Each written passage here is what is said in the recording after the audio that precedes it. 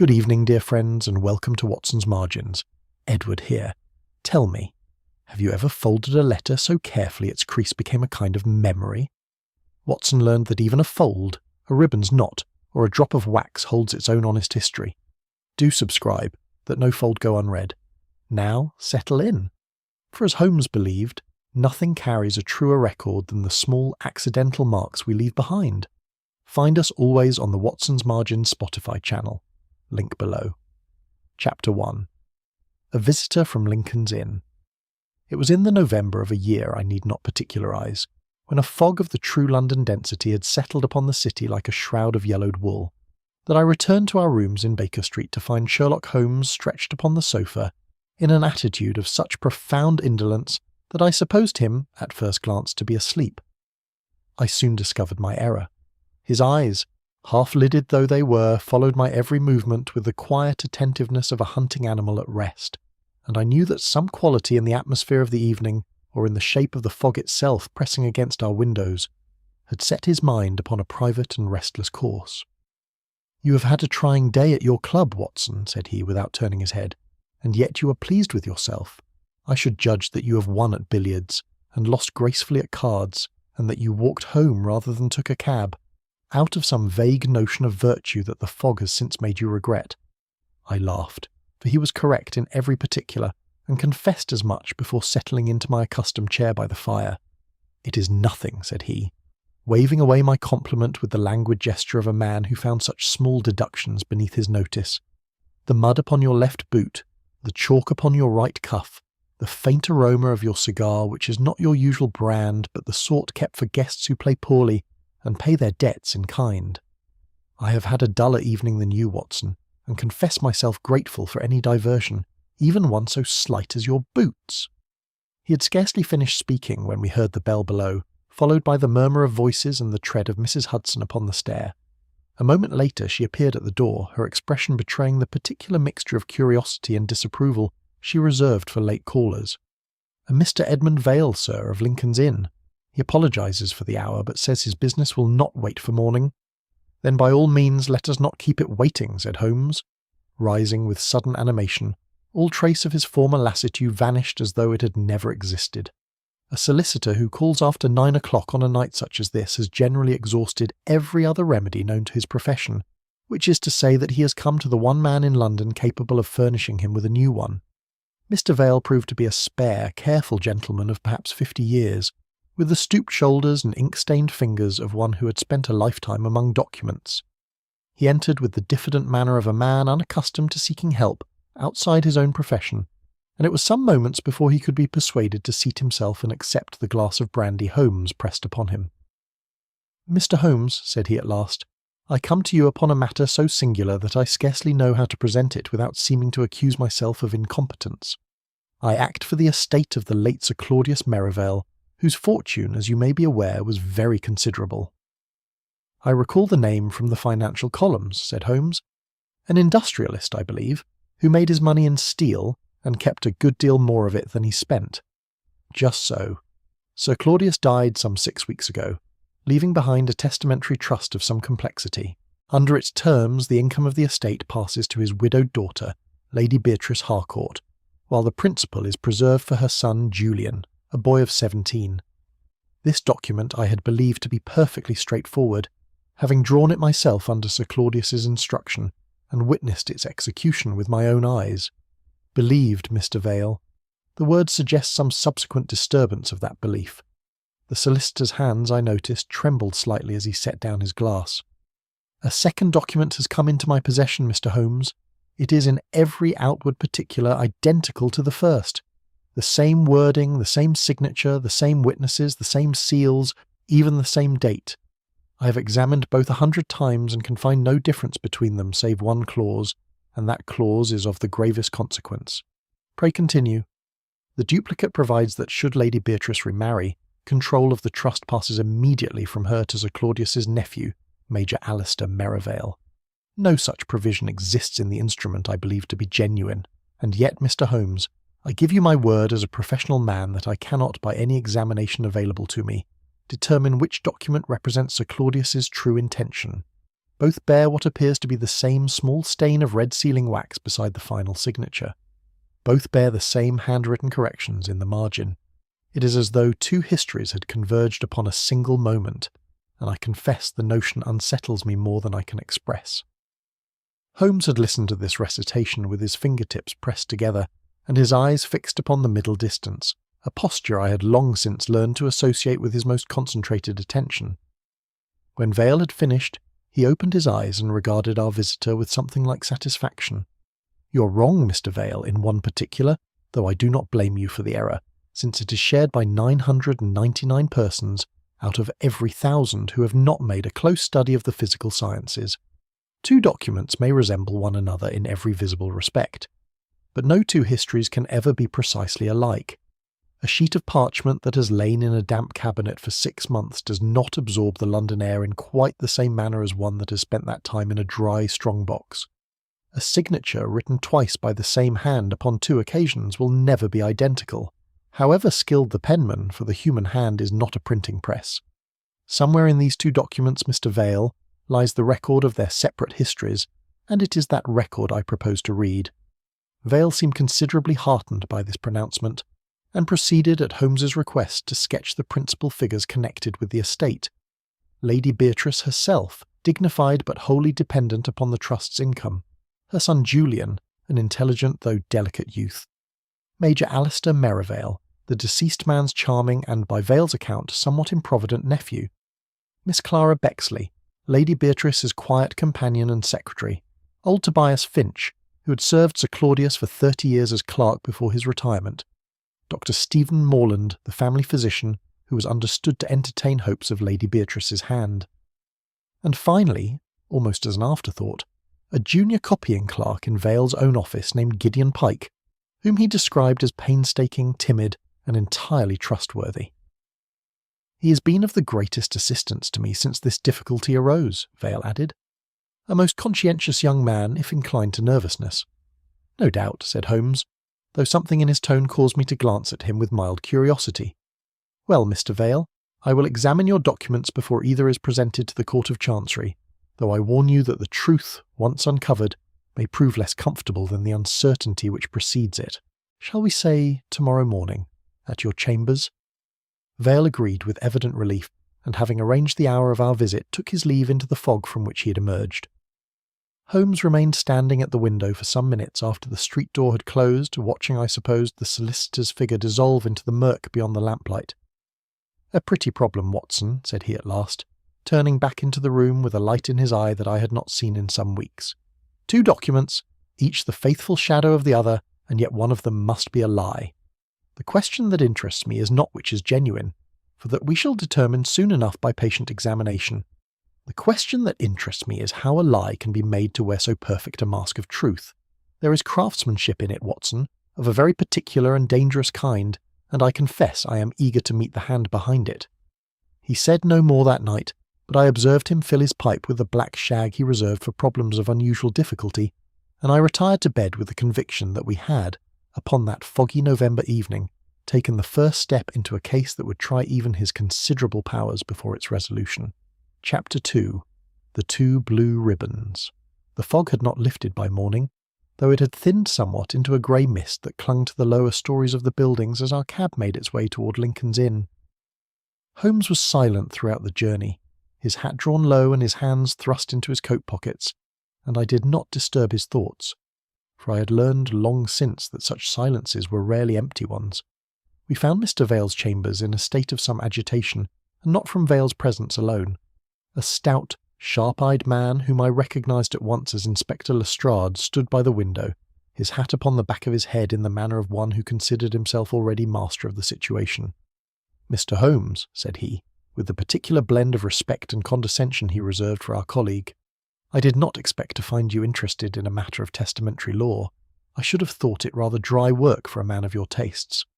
"Dry work often conceals wet crime, Lestrade," said Holmes pleasantly. "What brings Scotland Yard to a solicitor's office on a matter not yet proven criminal? Forgery is criminal enough, and I have little doubt we are looking at a case of it here. Major Alistair Merivale stands to gain a very handsome control of the Merivale Trust should this second document be accepted, and I am reliably informed that the gentleman has run up debts at a gaming establishment in Mayfair that would make your eyes water. Motive, Mr. Holmes, is not always so conveniently supplied. Motive is the least reliable of witnesses, Holmes replied, for it speaks to every man who might conceivably benefit, and says nothing of which among them actually acted. But let us not quarrel before we have looked at the evidence. Mr. Vale, might we see the documents? The two instruments lay side by side upon a broad table covered in green baize, each folded in three and secured about the middle with a faded blue ribbon. To my eye they were as alike as two peas grown upon the same vine, and I confess I looked from one to the other several times without discerning any distinction whatsoever. Holmes drew a lens from his pocket and bent low over the table, and for a long while he said nothing at all. I watched him pass from one document to the other and back again, his nose almost brushing the parchment, and once he paused to hold a sheet up against the grey window light, tilting it this way and that as a jeweller might examine a stone of doubtful provenance. "The parchment is from the same manufacturer's stock in both cases," he said at length, more to himself than to us. "That is to be expected. Whether the second document is a copy or an independent original, since Sir Claudius would naturally have kept a supply of the same paper for his important instruments. But observe, Watson, how differently the two sheets have taken the damp. This one," he indicated the document that favoured Lady Beatrice, "has curled very slightly along the left margin, as parchment will when it has lain in a place where the air moves freely. This other has remained perfectly flat, which suggests a more confined storage, perhaps a locked drawer or a case lined with cloth." "Which signifies what, precisely?" asked Lestrade, not troubling to hide his impatience. "Which signifies, Inspector, that the two documents have not shared the same history since their creation, whatever the truth of their origin. Now, observe the ribbons." Holmes lifted the corner of each in turn, peering beneath. The dust beneath this ribbon is pale and powdery, of the sort one finds settling upon furniture that is regularly disturbed. Beneath this other, the dust is dark and somewhat greasy, such as accumulates in a place near a chimney or a well-used hearth. I bent to look for myself, and though I could see the difference Holmes described, I own I understood its significance no better than before. "And the signatures?" Vale inquired anxiously. "I have examined them until my eyes ache, and I can find no difference between them at all. That, Mr. Vale, is precisely what troubles me." Holmes straightened and regarded the solicitor with a grave expression. "No man's hand is a machine. Sign your own name twice in succession, upon two separate sheets, and you will find that though the two signatures resemble one another closely, they are never identical in every stroke. The pressure varies, the angle of the pen alters infinitesimally. The flourish beneath the final letter differs by the breadth of a hair. Here I find the two signatures correspond in every particular, down to a small hesitation in the downstroke of the letter M, which any writing master would tell you is a habit of the hand and not a thing easily repeated by design. Exact repetition, gentlemen, is not the mark of an honest signature. It is the mark of an honest signature copied by dishonest means." Lestrade's confidence wavered visibly, though he was not a man to abandon a theory without a struggle. Copied or not, someone stood to profit, and that someone is Major Merivale. Holmes did not answer him directly, but turned instead to the witness names appended to both documents. Tobias Finch and one Nathaniel Crowe, described here as Sir Claudius's valet. "Is Crowe available to us?" "He is not," said Vale. "He died some 6 months before Sir Claudius himself of a weakness of the heart. It is most unfortunate, for he cannot now tell us which document he witnessed, or whether he witnessed one at all." It was at this juncture that a young man entered the room bearing a bundle of old correspondence, and Vale introduced him as Mr. Gideon Pike, the junior clerk of whom he had spoken the previous evening. He was a slight, sandy-haired fellow of perhaps 25, with an anxious, deferential manner, and eyes that seemed forever seeking reassurance. He proved, however, extraordinarily useful, explaining the office's filing system with evident thoroughness, and recalling, unprompted, that Sir Claudius had always insisted upon signing important papers with a broad steel nib of a particular make. He also drew our attention with an apologetic air to a cabinet in the corner, whose lock had been unreliable throughout the previous winter, until a locksmith had at last repaired it in the spring. Holmes listened to all this with an attentiveness that seemed, to my eye, scarcely warranted by so junior a witness. Though he thanked the young man pleasantly enough and turned his questions elsewhere, I found Pike nervous but sincere, and thought no more of him than I did of the ink-stained ledgers that lined the walls. We proceeded that afternoon to Merivale House in Belgrave Square, where the refined calm of the household concealed, I thought, a tension that no amount of good breeding could entirely suppress. Lady Beatrice, a handsome woman of perhaps 35 with the pallor of recent grief still upon her, declared with some vehemence that she had no intention whatsoever of remarrying. Major Merivale, a tall, weathered soldier with a ready laugh, dismissed the notion that he would forge so much as a laundry list, though he admitted, when pressed, that Sir Claudius had once threatened to make him trustee should Beatrice act imprudently, a phrase whose precise meaning he professed himself unable to explain. Miss Bexley, a quiet young woman who served as Lady Beatrice's companion and secretary, recalled typing several drafts of the trust in the months before Sir Claudius's death, though she had never, she said, seen the final signed copy. Old Tobias Finch, who had been summoned from his retirement to attend us, was equally emphatic upon one point. Only one document, he insisted, had ever been executed in his presence. As we took our leave, Holmes paused a moment beside the hall umbrella stand, and I saw him stoop and lift something between finger and thumb so small that I could not at first make it out. It was only when we had regained the street that he showed it to me. A single fragment of blue silk thread, no longer than my smallest fingernail, which he folded carefully into an envelope without a word of explanation. Chapter 3. A Document Vanishes. I had scarcely finished my breakfast the following morning when a violent ringing at the street bell announced a caller of some urgency, and a moment later Mr. Vale burst into our sitting room in a state of disorder that contrasted sharply with the careful, measured manner I had observed in him the previous day. His collar was askew, his hat still in his hand, and his face wore the grey pallor of a man who had slept little and eaten less.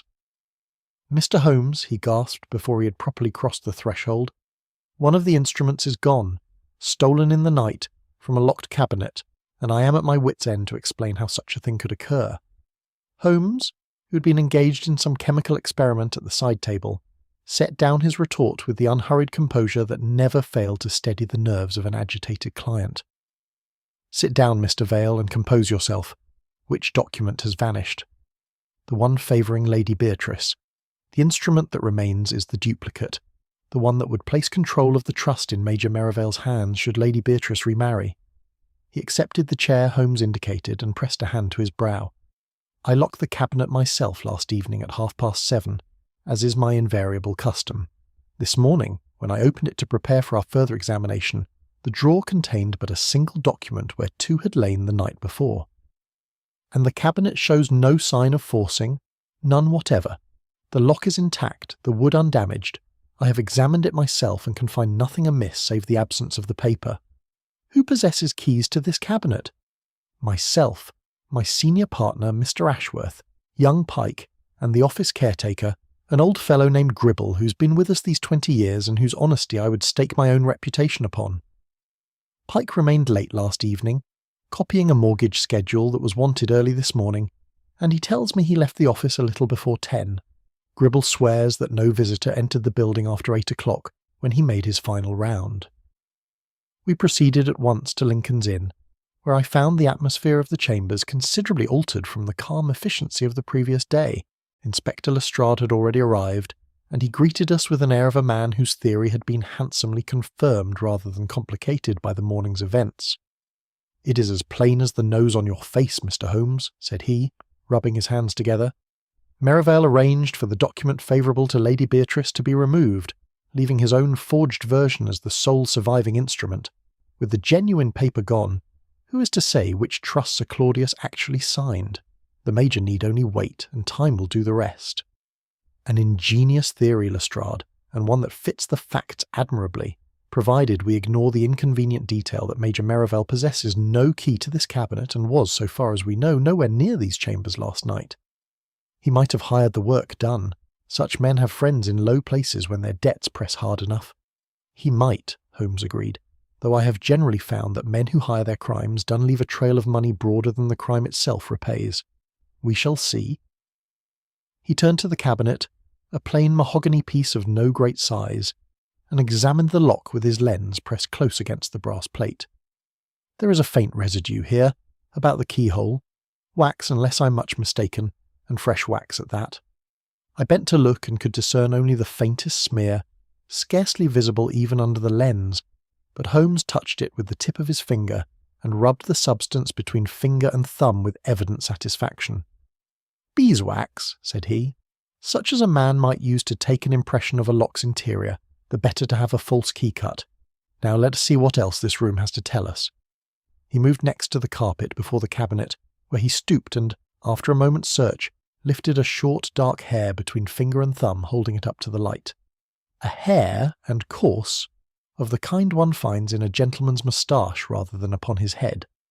"Merivale wears a moustache of very nearly that colour," Lestrade observed, with something like triumph. "So do several thousand other gentlemen in London," Holmes replied mildly, though he folded the hair into a fresh envelope with evident care. The green baize table where the two documents had originally lain now bore, in one corner, a small crescent-shaped indentation pressed into the cloth, as though some curved and moderately heavy object had rested there with some force.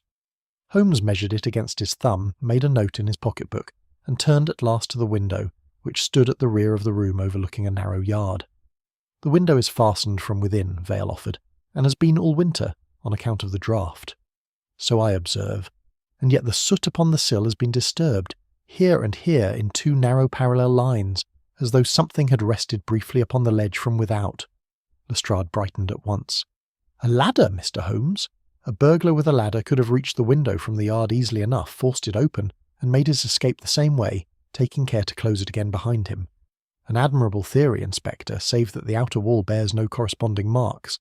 A ladder set against brickwork leaves its signature as surely as a pen leaves ink, in scuffed mortar and disturbed grime, and I find nothing of the kind below this window.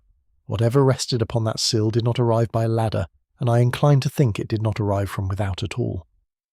It was as he straightened from this examination that his eye fell upon an object lying half concealed beneath the cabinet itself, a common office ruler of plain wood, some 12 inches in length, its one edge stained a faint but unmistakable blue.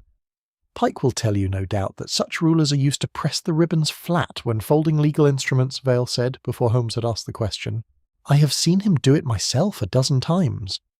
And indeed, when the young clerk was summoned and shown the ruler, he offered precisely that explanation, in a manner so straightforward and unhesitating that Holmes made no comment whatever, merely returning the ruler to its place with a small nod, as though the matter required no further thought.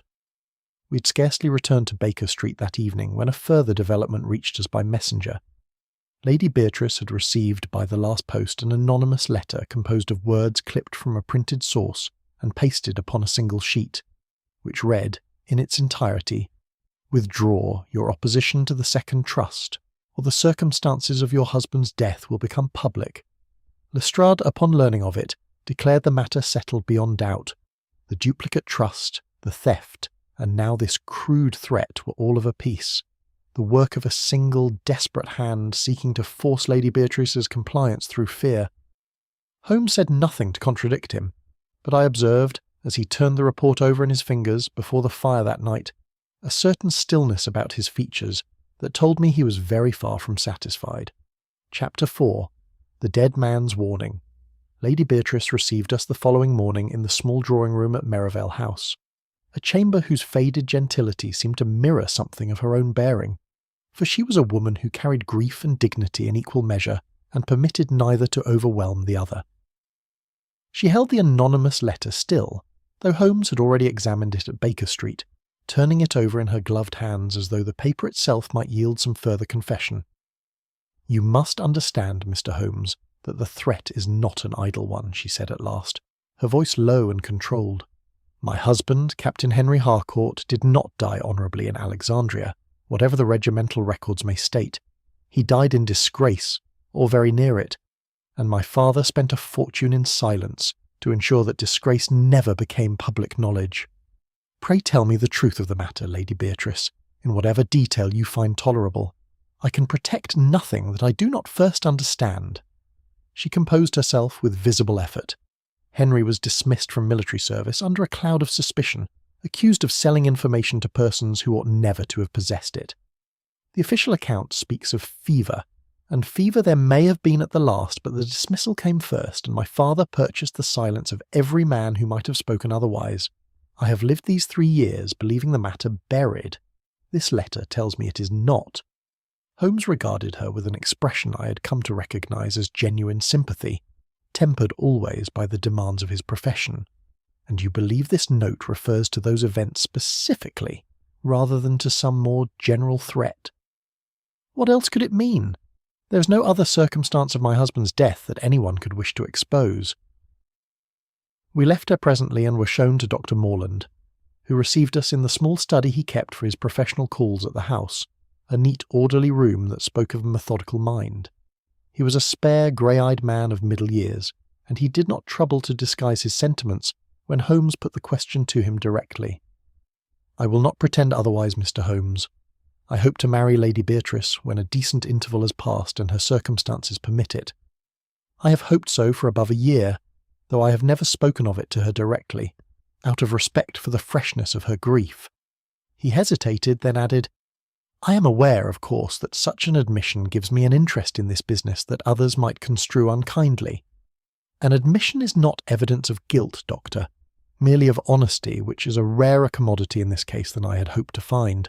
You understand, I think, the significance the remarriage clause would carry should the duplicate trust prevail? I have thought of little else since Vale first told us of the second document. Should Lady Beatrice marry me, and should that clause be genuine, control of the trust passes at once to Major Merivale. It is not a circumstance calculated to recommend marriage to a cautious man, Mr. Holmes, and yet I find I do not care." We found Lestrade waiting for us in the hall as we departed, and he wore the expression of a man well satisfied with the direction his inquiries had taken. "The case builds itself, Mr. Holmes, whether you assist it or no. I have had a search made of the Major's rooms this morning, with a warrant properly obtained, and the results speak plainly enough." He produced with something of a flourish a small parcel containing a packet of tracing paper, a bottle of red sealing wax, and a steel nib of unusually broad construction. Tracing paper for the forger's hand, wax to match the stain upon the documents, and a nib such as Sir Claudius himself was known to use. What more does a jury require? "A great deal more if the jury is composed of thinking men," Holmes replied, taking the parcel and examining its contents with the lens he seemed never to be without. He held the tracing paper up to the window light and studied it for some time in silence. "This bears faint impressions, Lestrade, though not of legal writing. Do you see these irregular lines, this suggestion of contour and hatching? It is the ghost of a military map, not a testamentary trust. The Major has served abroad. Such paper would come naturally into his possession through entirely innocent means. The wax, then, is of the commonest household variety, sold by every stationer in London at 2d. the stick. As for the nib," he turned it beneath the light, frowning slightly, "observe the corrosion along the tine. This instrument has not touched ink in some months, Lestrade, perhaps longer. A forger engaged in so delicate a fraud would scarcely have permitted his principal tool to rust in idleness." Lestrade's face darkened, though he was not yet prepared to abandon his theory entirely, and he took his leave with the air of a man who considered himself merely delayed rather than defeated.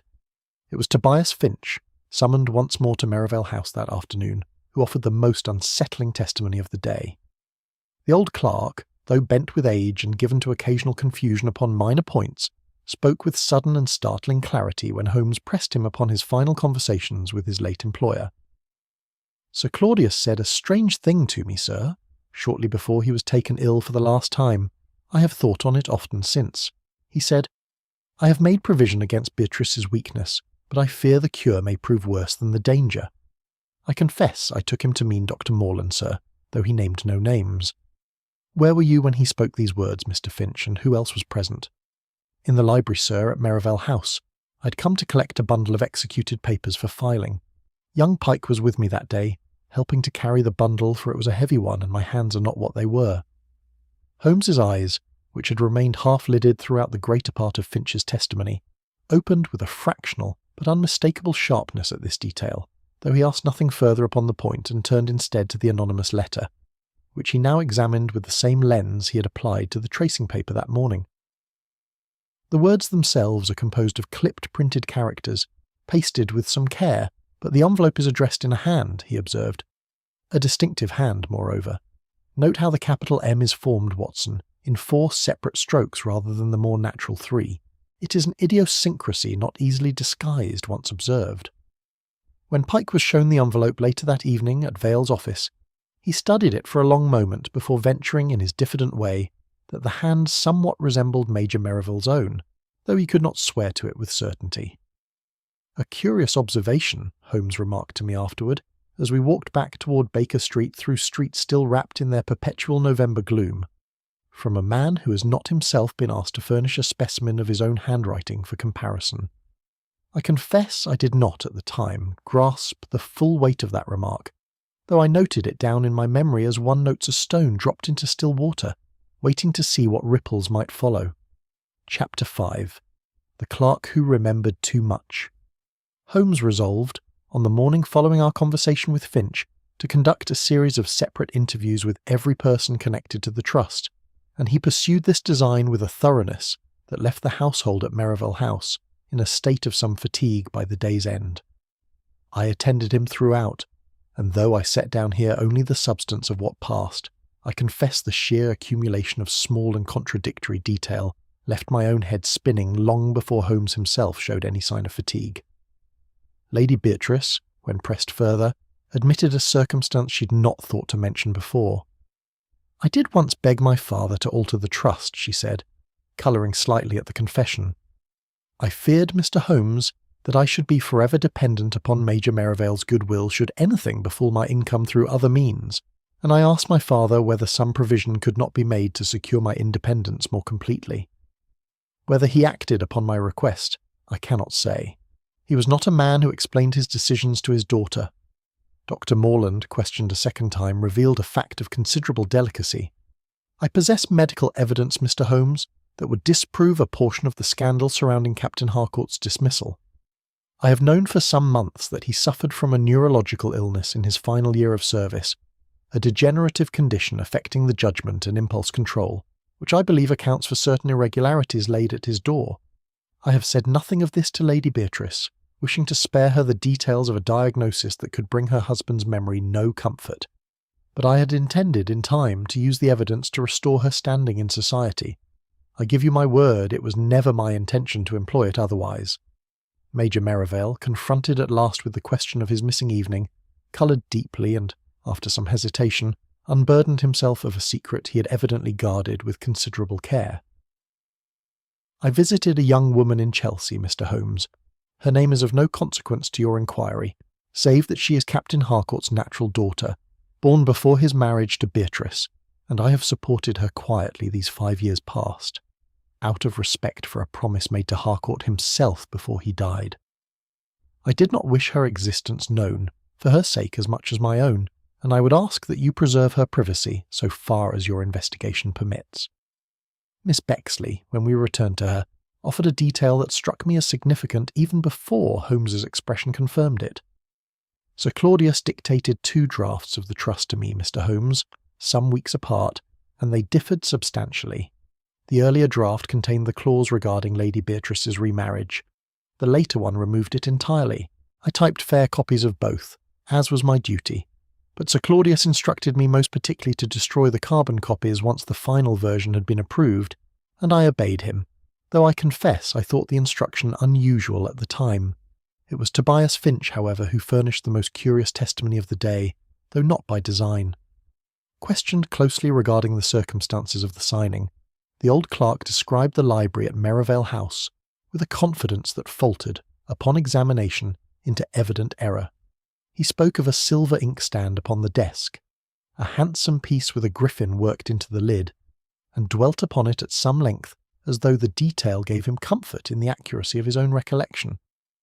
"There has been no such inkstand in the library these 8 months, Mr. Finch," Lady Beatrice interposed gently when this description was repeated to her. "It was sent for repair to a silversmith in the spring, the hinge having broken, and has not since been returned. I had thought to remind Vale of the matter only last week."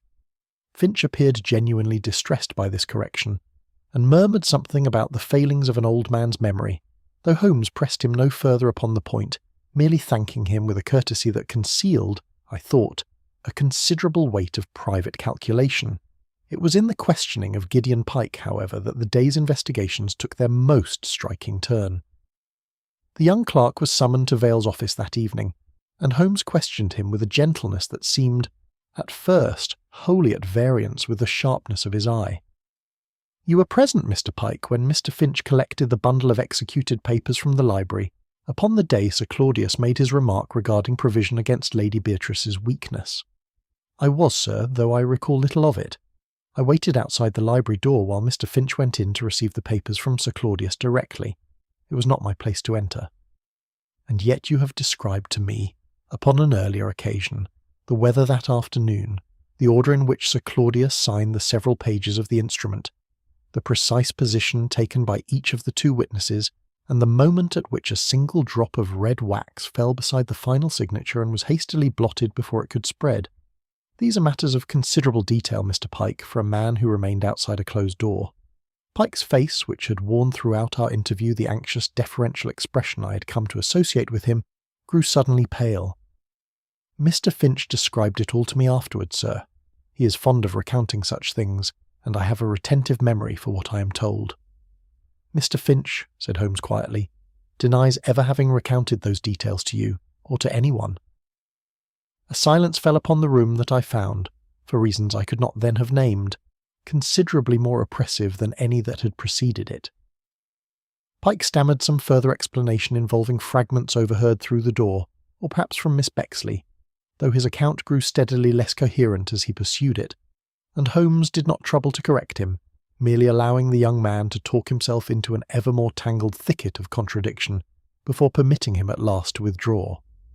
I confess I found the clerk's precision impressive rather than suspicious, for a good memory is no crime, and I said as much to Holmes once we'd regained the street and were walking together toward our lodgings through the gaslit murk. "A liar often forgets, Watson," Holmes replied, drawing his coat more closely about him against the damp.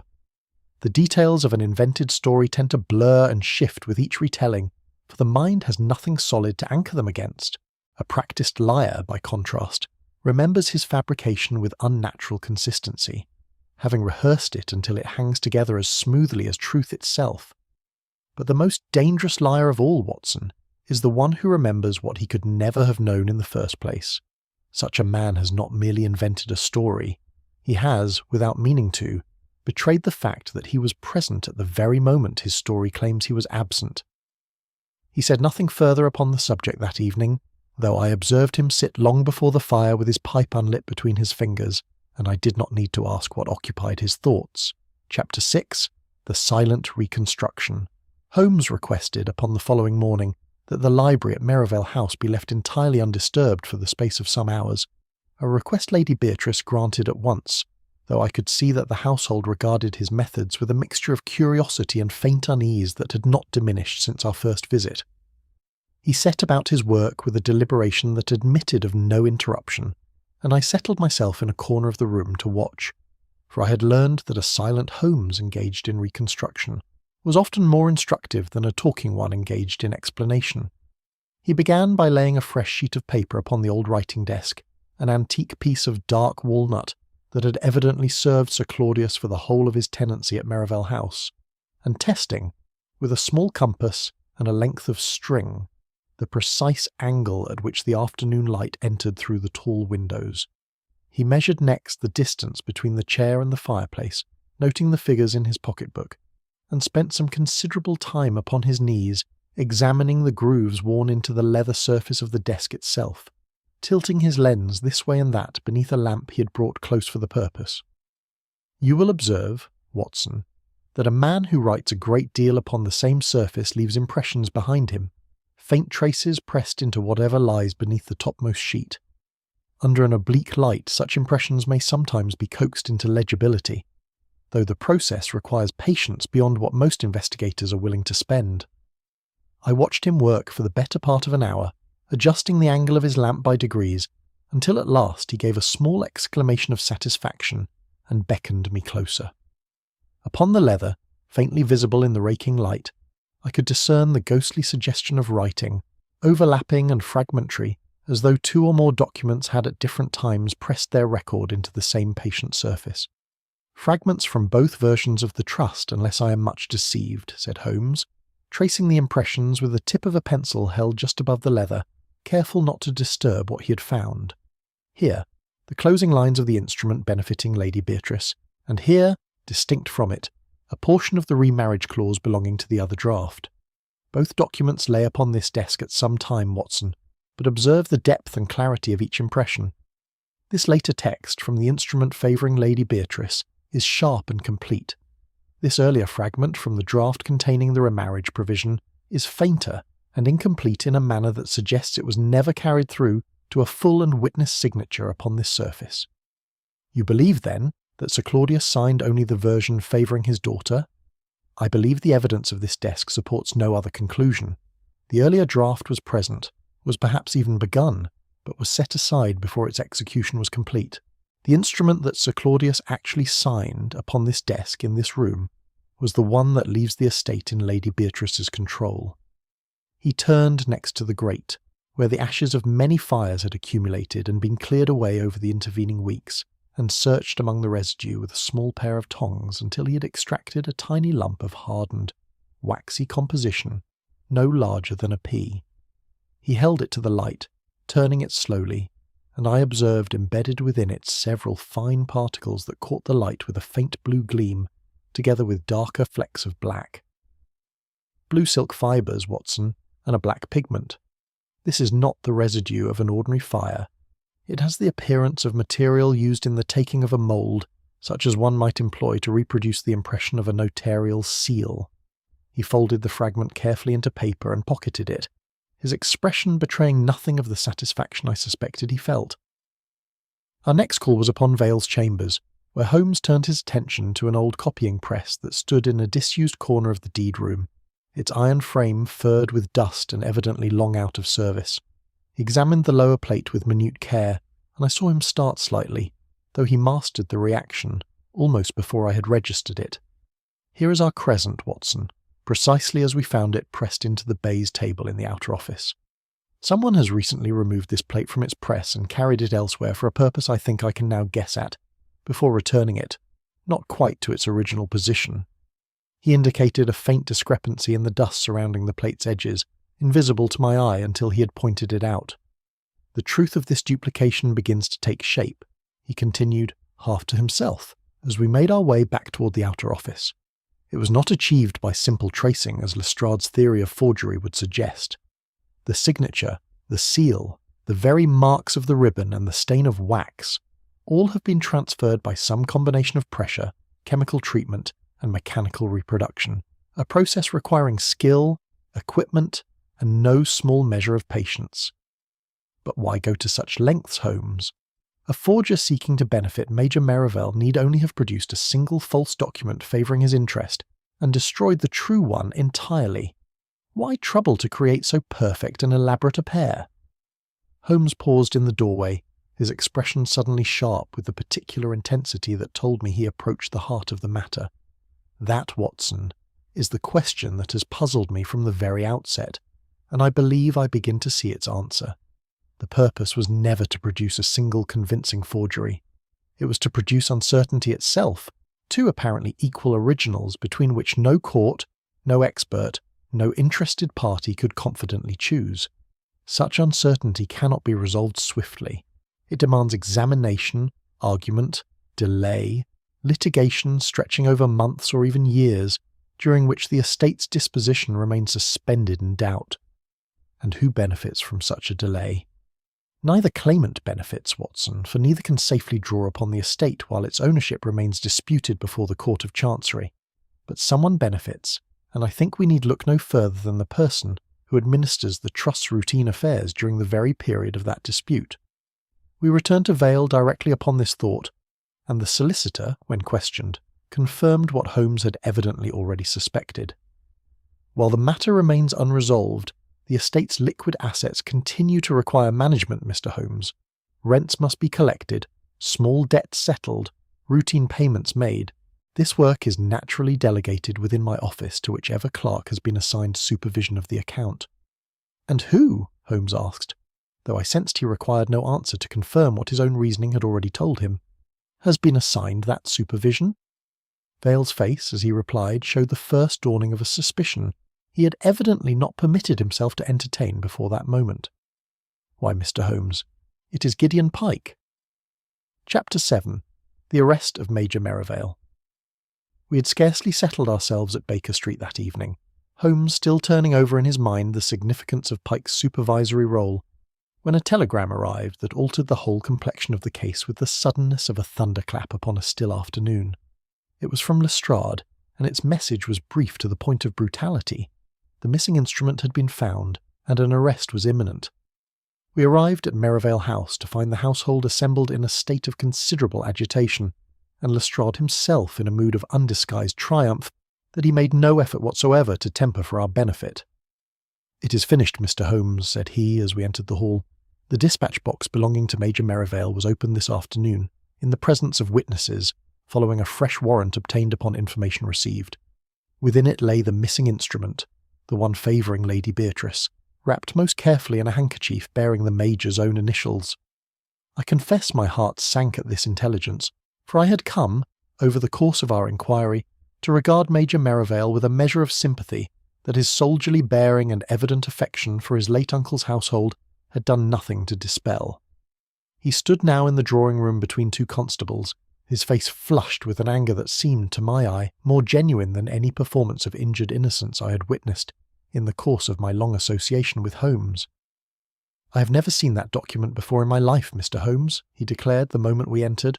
"I do not know how it came to be in my dispatch box, and I can only suppose that someone has placed it there with the deliberate intention of destroying me." "Your box, Major, is generally kept where?" Holmes inquired, with a calm that contrasted sharply with the heat of the room around him. "In my own quarters, ordinarily, but a repair was recently made to my ceiling following a leak from the room above, and the box was moved, along with several other of my effects, to the library here at Merivale House for the better part of a fortnight. Any member of this household might have reached it during that time, and I dare say several of the servants as well. A convenient circumstance for your defence, Major, though I grant it sounds a weak reed to lean upon before a court of law." Merivale's colour deepened further, but he said nothing, and Lestrade, sensing the advantage, pressed forward with evident relish. "There is more, Mr. Holmes. The anonymous letter received by Lady Beatrice has now been traced. A stationer in Jermyn Street identifies the envelope as part of a packet purchased some weeks ago by a servant in the Major's employ, and a search of the fireplace in the Major's own study has produced scraps of printed type, evidently trimmed from newspapers, of precisely the kind used to compose the threatening message. I own that even I, who had followed Holmes through 100 such investigations, and had learned something of his methods by long habit, found myself very nearly persuaded by the accumulated weight of this evidence. Motive lay plain before us in the Major's gaming debts and his prospective control of the trust. Opportunity was established by his unexplained absence upon the night the document vanished. The stolen instrument itself had now been discovered in his possession, secured in a handkerchief bearing his own initials, while the forgery materials found earlier in his rooms, however weakly Holmes had dismissed them, now appeared in a darker light when joined to this fresh discovery, and the blackmail note, that final cruel thread, seemed to bind the whole fabric together with a coherence that left little room for reasonable doubt. Major Merivale was arrested upon the spot, and I confess I watched him led away with a heaviness of spirit I did not trouble to conceal from Holmes as we walked together afterward through the darkened square. "You are troubled, Watson," he observed, though the remark required little of his particular powers to arrive at. "I am, Holmes. The evidence seems very complete. Too complete, perhaps. I have long held that a case built entirely of convenient discoveries, each arriving precisely when required to confirm what had already been suspected, deserves rather more suspicion than one assembled with difficulty and gaps. But let us examine what remains, for I confess even I am not yet prepared to declare the matter closed." We returned to the solicitor's chambers the following morning, where the recovered document now lay once more upon the green baize table, and Holmes gave himself over to a silence so complete and so prolonged that even Vale, who had grown accustomed to his methods, ventured no interruption.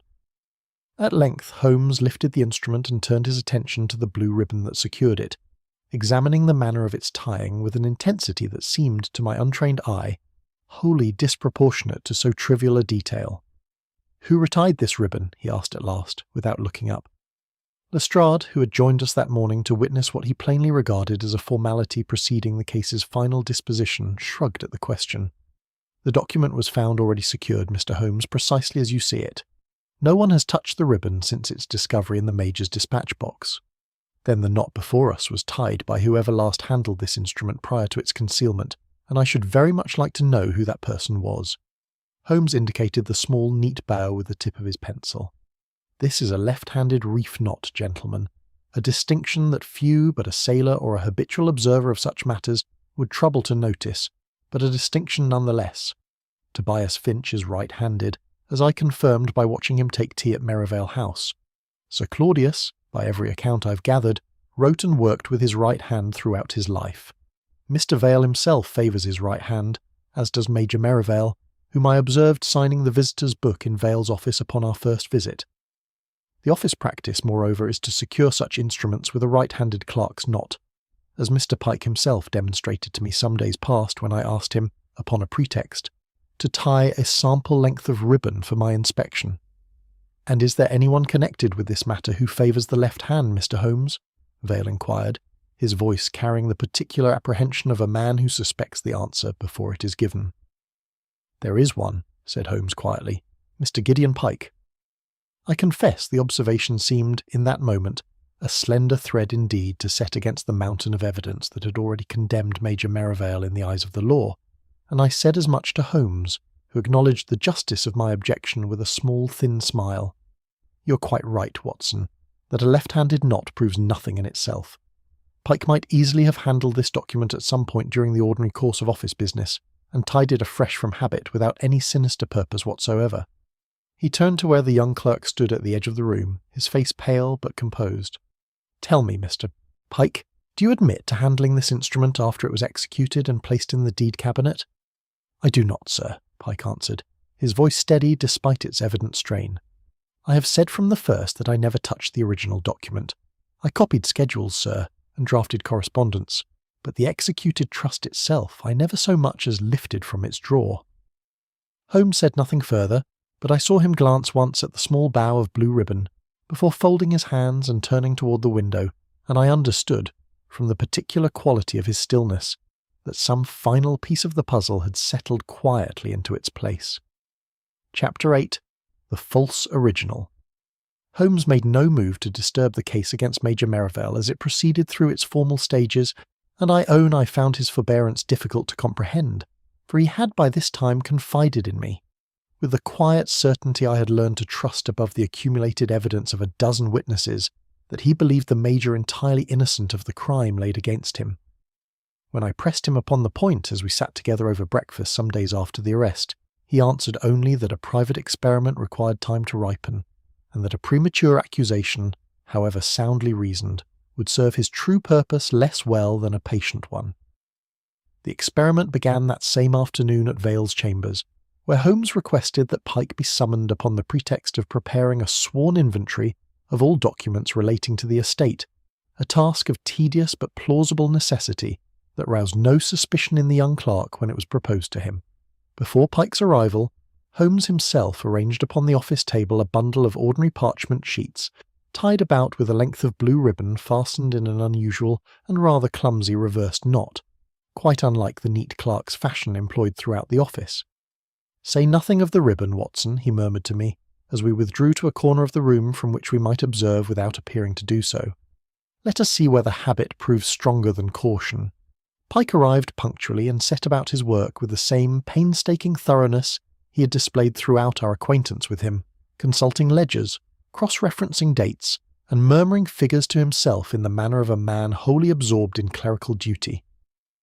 It was perhaps 20 minutes into this labour that his eye fell upon the bundle Holmes had left upon the table, and I watched, with a fascination I could not suppress, as his fingers paused above the ribbon, hesitated for the space of a single breath, and then, almost as though the action occurred without conscious direction from the mind that governed it, untied the clumsy knot and retied it swiftly in the neat, left-handed fashion I had now seen described but never before witnessed performed. He caught himself an instant later, glanced up with something of his habitual anxiety, and resumed his work as though nothing whatever had occurred. Holmes said not a word, then or afterward. but I saw the faintest satisfaction pass across his features before he composed himself once more into an attitude of idle unconcern. We left Pike to his inventory and proceeded that same afternoon to a small photographic workshop in Clerkenwell, a narrow establishment wedged between a tobacconist and a dealer in second-hand books, where Holmes had evidently already made inquiries by means I did not inquire into too closely. The proprietor, a thin, spectacled man named Ollerton, remembered his customer at once when Holmes described him, though he had known him under a different name. A Mr. Ashford, sir, he called himself, though I'll not swear that was his christened name. He hired my equipment for document reproduction on 3 separate occasions these 2 months past, always in the evening, and always alone. He told me he was engaged in preserving certain medieval charters for a private collector, who feared the originals too fragile for ordinary handling, and I thought nothing further of it, for such work comes my way now and again from antiquarians and the like. Holmes produced a photograph of Pike, obtained I knew not how, and Ollerton confirmed the likeness without hesitation. "That is Mr. Ashford, sir, or I am no judge of faces." From Clerkenwell we proceeded to trace the black hair discovered near the deed cabinet, which Holmes had carried with him throughout our inquiry folded within its envelope. A specialist of his acquaintance, a quiet gentleman who occupied rooms above a chemist's shop, and whose precise profession I never fully determined, examined the specimen beneath a powerful microscope and pronounced, after some minutes of careful study, that it was not human hair at all, but dyed horsehair of a coarse variety commonly employed in the manufacture of theatrical false moustaches. A costumer's article, Mr. Holmes, and not a particularly expensive one. You will find such hair sold to theatrical outfitters and to the makers of disguises for amateur dramatics, generally at a shilling or 2 the piece. A visit to one such costumer in Wardour Street, armed once more with Pike's photograph, produced confirmation swift and complete. The young clerk had purchased just such a moustache some weeks earlier, paying in cash and giving no name at all. The apparent sighting of Major Merivale near Vale's office, which Lestrade's inquiries so conveniently produced, was therefore manufactured, Holmes observed to me as we walked back toward Baker Street through the gathering dusk. A disguise worn for the space of a few minutes upon a foggy evening, sufficient to plant a false impression in the mind of some passing witness who would later, upon police questioning, recall a moustached gentleman resembling the Major in general outline, without troubling to examine the resemblance too closely. We turned next to the residue of beeswax discovered about the cabinet's keyhole, which Holmes now explained to my satisfaction as the trace of an impression taken to permit the cutting of a false key. Pike had access to the genuine key only briefly, Watson, during the ordinary course of his duties when he was entrusted with delivering documents to Mr. Ashworth, the senior partner. A moment alone with that key, and a small quantity of softened wax carried in the pocket, would suffice for an impression from which a duplicate might afterward be cut at leisure. It remained only to determine the true relationship between the 2 trust instruments themselves, a question Holmes had evidently turned over in his mind with particular care, for he spoke of it now with the deliberate precision of a man laying out a proof rather than merely reporting a discovery. Neither document presently in the possession of the police is the untouched original, Watson, and this is the crux of the whole deception. Pike first created a near-perfect duplicate of the valid trust, employing the photographic and mechanical means we have now traced to their source.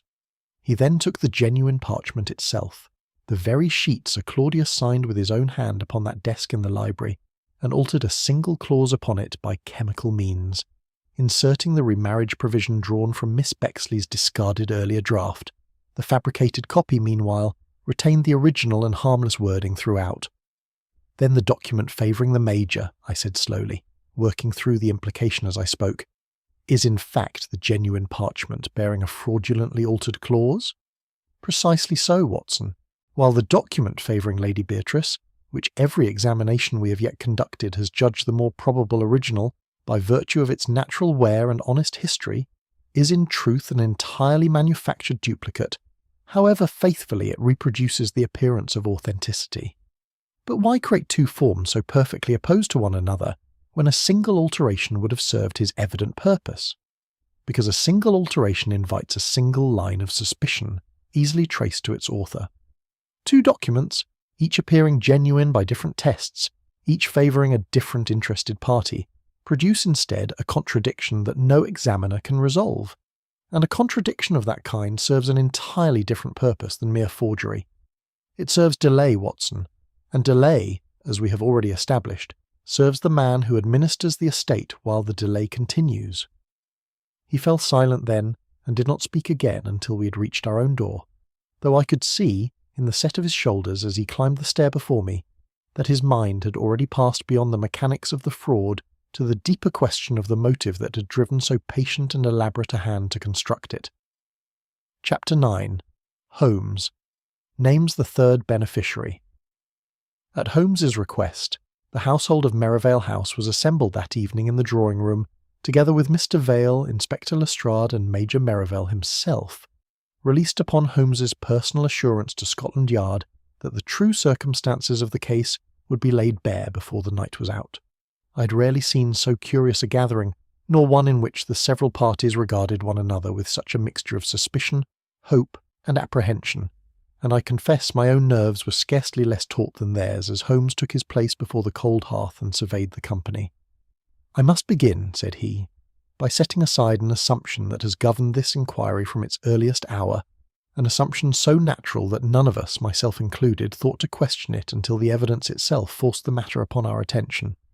We have all supposed that the object of this elaborate fraud was inheritance, that some person sought, by forging or destroying a testamentary instrument, to secure for himself or another the Merivale fortune. I put it to you that this assumption is false." Lestrade shifted in his chair, his expression caught between irritation and reluctant interest. "The remarriage clause plainly favours the Major, Mr. Holmes. What else are we to conclude?" "Only this, Inspector, that neither Major Merivale nor Lady Beatrice could safely benefit from either document, so long as its authenticity remained disputed. A trust under litigation yields nothing to its claimants but expense and delay. The true beneficiary of this fraud, gentlemen, is not the person who might eventually inherit, but the person who administers the estate's affairs during the very period of uncertainty that fraud was designed to create." He paused, and I saw his eye travel, with a deliberate slowness that carried its own quiet weight, toward the figure of Gideon Pike, who stood near the doorway with the particular stillness of a man who has already guessed the direction of a conversation he cannot escape. Some months before his death, Sir Claudius Merivale had begun a private examination of the accounts belonging to several minor and dormant trusts administered through Mr. Vale's office, Holmes continued. He was, by every account I have gathered, a meticulous man of business, and his examination uncovered irregularities that pointed toward a systematic diversion of small sums, concealed beneath the ordinary appearance of clerical fees and delayed distributions. I believe Sir Claudius intended, upon completing his inquiry, to dismiss the clerk responsible, and I believe that Clark knew of his employer's intentions before Sir Claudius himself could act upon them. Pike's face had grown very pale, but he said nothing, and Holmes, after regarding him for a moment with an expression that held more sorrow than triumph, resumed his account. The Merivale Trust, upon Sir Claudius's death, presented Pike with both a danger and an opportunity. The danger lay in the possibility that Sir Claudius's personal examination of the accounts, had he lived to complete it, would have exposed the theft beyond any hope of concealment. The opportunity, once Sir Claudius had died before that examination could be finished, lay in the trust itself, which Pike now saw might be turned to a fresh and more ambitious purpose. If he could create sufficient uncertainty regarding the validity of the governing instrument, prolonged litigation must follow, and during that litigation, the routine administration of the estate's liquid assets would remain in his own hands, affording him both the opportunity to continue his existing thefts and, in time, sufficient occasion to arrange his own escape abroad before discovery became inevitable. "This is conjecture, Mr. Holmes," Vale protested, though his voice carried little conviction. "Grave conjecture if true, but conjecture nonetheless." "It is conjecture supported by a chain of evidence I shall now set before you in its proper order," Holmes replied, and proceeded to do so with a thoroughness that left, by the end, no room for doubt in any mind present. Pike first obtained Miss Bexley's discarded earlier draft of the trust, containing the remarriage clause she had typed and believed destroyed, along with its fellow carbon copies. Using the copying press, whose crescent-shaped plate we traced from the baize table in Vale's office to its resting place in the deed room, and employing photographic techniques practiced at a workshop in Clerkenwell under an assumed name, He reproduced Sir Claudius's signature and the surface markings of the trust with an exactness that very nearly defeated examination. He formed a mould of the notarial seal from a composition mixed, as chance would have it, with fibres of blue silk, a fragment of which I recovered from the hall of this very house upon our first visit.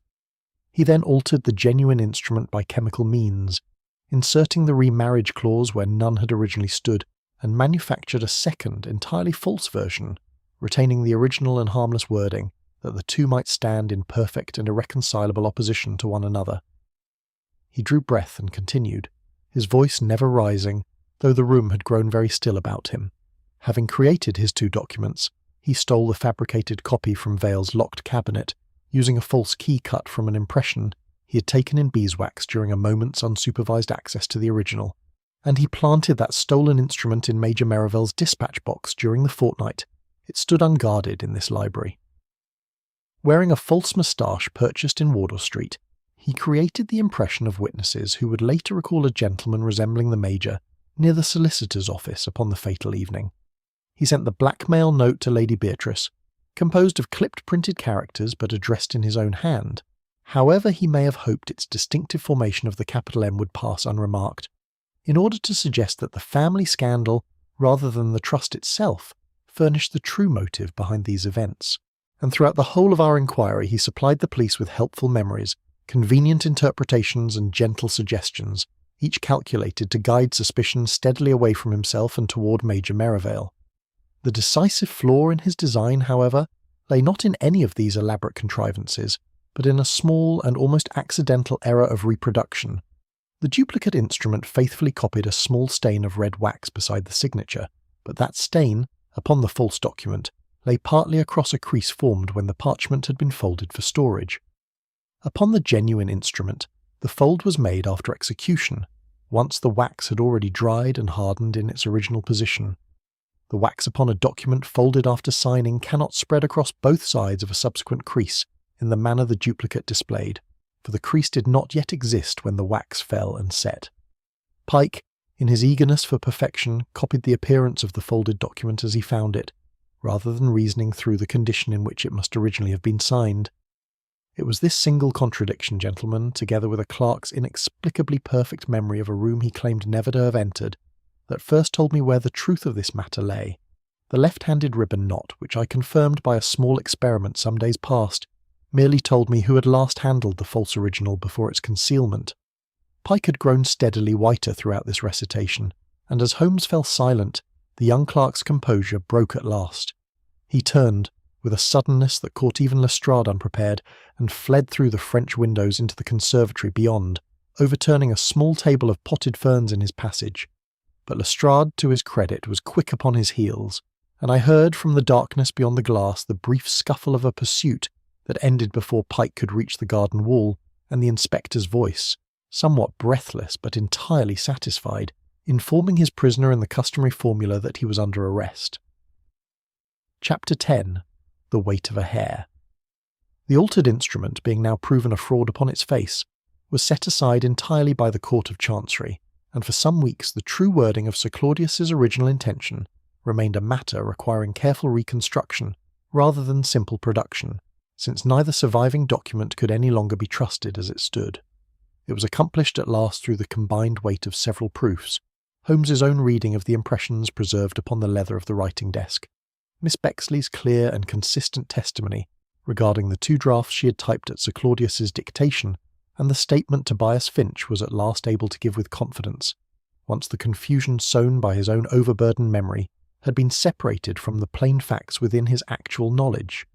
Between these three strands of evidence, the court found itself satisfied beyond reasonable doubt that the instrument Sir Claudius had executed contained no remarriage clause whatsoever, and judgment was entered accordingly. Lady Beatrice thus retained the full and unencumbered control of her father's trust, free at last from the shadow that had hung over her son's inheritance since the night the second document first appeared in Vale's chambers. I learned some weeks later, through a brief but warmly worded note that Holmes showed me with evident satisfaction, that she had announced her engagement to Dr. Morland, no longer troubled by any fear that her happiness must come at the cost of Julian's security. Major Merivale, for his part, was as publicly and thoroughly cleared of suspicion as the circumstances of his arrest demanded, the newspapers that had been so quick to report his disgrace proving equally diligent, if rather less prominent, in reporting his vindication. His support of the young woman in Chelsea, Captain Harcourt's natural daughter, remained a private matter throughout, Holmes having taken some pains to ensure that her name never once appeared in any account of the proceedings, public or private, a discretion for which the Major expressed his gratitude to us both in terms I shall not trouble to repeat, out of respect for a soldier's natural reluctance to display sentiment before witnesses. Tobias Finch, when we called upon him a final time, admitted with evident distress that age, combined with the suggestive power of a question asked in a particular way, had done more to distort his recollection than he would have thought possible in a man who had prided himself, throughout a long career, upon the accuracy of his memory. Holmes treated the old clerk with a gentleness I had not always seen him extend to witnesses whose errors had complicated an investigation, observing to him, as we took our leave, that honest memory, subject as it is to the gentle erosions of time and suggestion, may often prove less reliable a witness than a carefully constructed lie, which at least possesses the false virtue of internal consistency. Vale's firm, meanwhile, undertook the restoration of the funds Pike had diverted over the course of his long and patient embezzlement, a sum that proved, upon careful accounting, rather larger than any of us had at first supposed, and introduced at Holmes's private suggestion a considerably stricter system of supervision over both its clerks and its deed records, a reform that Vale himself acknowledged, with the rueful candour of a man who has learned an expensive lesson, ought to have been in place a decade before the necessity for it became so painfully apparent. It was some evenings later, when the case had been fully closed and the last of the newspapers had ceased their coverage of it, that I found myself sitting with Holmes before the fire at Baker Street in the particular mood of quiet reflection that so often followed the conclusion of one of his inquiries, and I asked him, as I had asked upon many similar occasions, which single circumstance had first awakened his suspicion of Gideon Pike, when every other eye in the case, including my own, had rested so firmly and so long upon Major Merivale. "It was Pike's memory of the wax stain, Watson," he answered, after a moment's consideration, drawing upon his pipe with the slow deliberation of a man revisiting a chain of reasoning he had already, in his own mind, examined many times over. "You will recall that he described, with perfect confidence, the exact moment at which a single drop of red wax fell beside Sir Claudius's signature and was hastily blotted before it could spread. He claimed to have learned this detail from Finch, who denied ever having recounted it, and claimed also to have waited outside the library door throughout the whole of the signing, seeing nothing directly. A man who had genuinely waited outside that room could not have known the exact position of a wax stain upon a document he had never seen, still less the precise instant of its falling. Everything that followed in our investigation, Watson, the ribbon, the ruler, the copying press, the false moustache, the crease beneath the wax upon the duplicate itself, merely gave physical form and confirmation to that first small contradiction. It was the seed from which the whole tree of proof eventually grew. I sat for some time turning this over in my mind, watching the firelight play upon the familiar furnishings of our sitting room before I ventured a reflection of my own. "It strikes me, Holmes, that this case was solved not because you observed more objects than another man might have done, standing in the same rooms and examining the same evidence, but because you understood, as few men do, that every object carries within it a history, and that history, once properly read, cannot be counterfeited so easily as its outward appearance. You put it better than I could myself, Watson, and I shall not attempt to improve upon it." He knocked the ash from his pipe against the grate and regarded the fire for a long moment in silence. The two trusts appeared, to every casual eye, entirely identical, and might have deceived a jury, a judge, and very nearly deceived Vale himself, whose professional training ought to have armed him better against such deception than it did. Yet one preserved, in its every accidental mark and imperfection, the honest record of a document naturally made, while the other displayed only a criminal's patient and skilful imitation of those same marks, an imitation perfect in every particular, save the one particular its maker could not have anticipated, because he had never troubled to understand the true order in which an honest document comes into being. He rose then and crossed to the window, drawing back the curtain to look out upon the fog-wrapped street below, and I understood, from the particular stillness of his posture, that he had said all he intended to say upon the matter, and that further questions, however naturally they might occur to me, would find no answer beyond what he had already given. Reason, I've come to believe, in the years since that November evening when Mr. Vale first climbed our stair with his story of 2 identical documents, does not depend upon the grandness of the clue that first sets it upon its course. Sometimes, as this case taught me more thoroughly than any that had preceded it, the whole edifice of justice may rest upon nothing more imposing than the direction of a knot, the pressure of a fold, or the weight of a single hair, provided only that there exists somewhere in London a mind capable of recognising their true significance.